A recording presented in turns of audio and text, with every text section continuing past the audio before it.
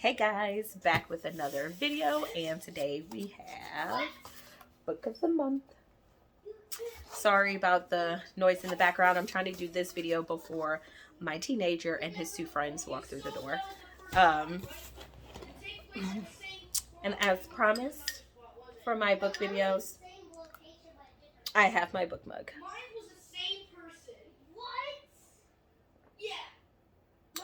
Sorry, my two younger ones are going to bed, so they're a little bit loud. So for the month of February, I got one book. I did not get any extras. And I got this book because it sounded the most interesting. So this video will be a shorter video. So we will start with the card. The bookmark. And it says, BRB, ignoring my responsibilities. I have 3 children. They don't allow me to completely ignore my responsibilities. I just delay them for a short while. So that is all that I got. I just got one book. And the book that I ended up being a Book of the Month favorite, because I didn't like any of the books for February. So I got a Book of the Month favorite, which ended up being a June 2021 Book of the Month. And it is Half Sick of Shadows. The story of Camelot is hers. This is one of the ones that I was drawn to mostly because of the cover. It is gorgeous. It's beautiful. It also said Camelot. I'm a big fan of the old school movies with the sword and heroes and all that stuff. I won't read through this because I'm pretty sure my teenager will be walking in at any moment, and him and his friends are uber loud.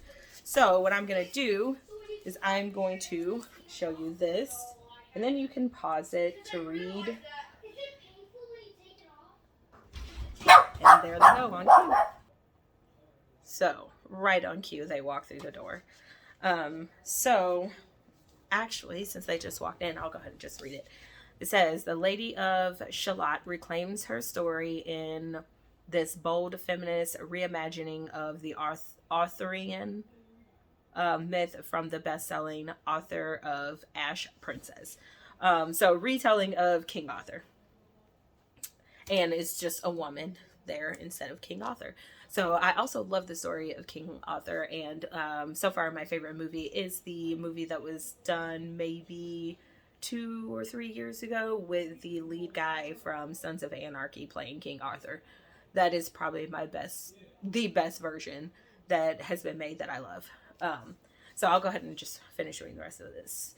Everyone knows the legend of Arthur, destined to be a king, of the beautiful Guinevere, who will betray him with his most loyal knight, Lancelot, of the bitter sorceress, Morgana, who will turn against them all. But Elaine alone carries the burden of knowing what is to come, for Elaine of Shalott is cursed to see the future. On the mystical island of Avalon, Elaine runs free and learns of the ancient prophecies surrounding her and her friends, countless possibilities, almost all of them tragic. When their future comes to claim them, Elaine, Guinevere, Lancelot, and Morgana accompany Arthur to take his throne in stifling Camelot, where magic is outlawed. The rules of society chain them, and enemies are everywhere. Yet the most dangerous threats may come from within their own circle.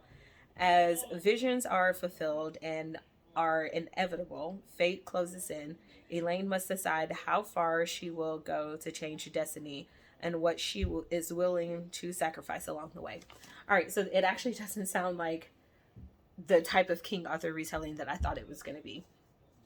I did not read that part of it when I chose the book. I just saw that it was a King Arthur retelling, and I just assumed that the girl will now be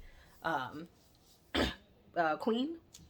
And that could still be the same concept, but what it sounds like here is that instead of Guinevere being the one that betrays and King Arthur goes down, that maybe Elaine will step in and he's not betrayed and she stops it. I don't know. But And it says Laura Sebastian is the author of this book. And she actually went to the college that I tried to get into at one point when I used to live in Georgia, which is the Savannah College of Art and Design. That turned out to be a pretty expensive school, and I could not afford to get in it. And that is not one of the schools that, at the time anyway, would take my financial aid. So I did not get in there. But yeah, again, beautiful cover. Looks like it's going to be an awesome book, so I can't wait to dive into that. I actually have a lot of catching up to do with reading for this month of February, because I think I have like a week and 2 days left to finish the picks that I have for Blackathon. So I'm already 1.5 books down, and I think I have 3 books because the books I chose were so thick. But anyway, that's neither here or there. This is Book of the Month. That is all I have. And until next time, bye.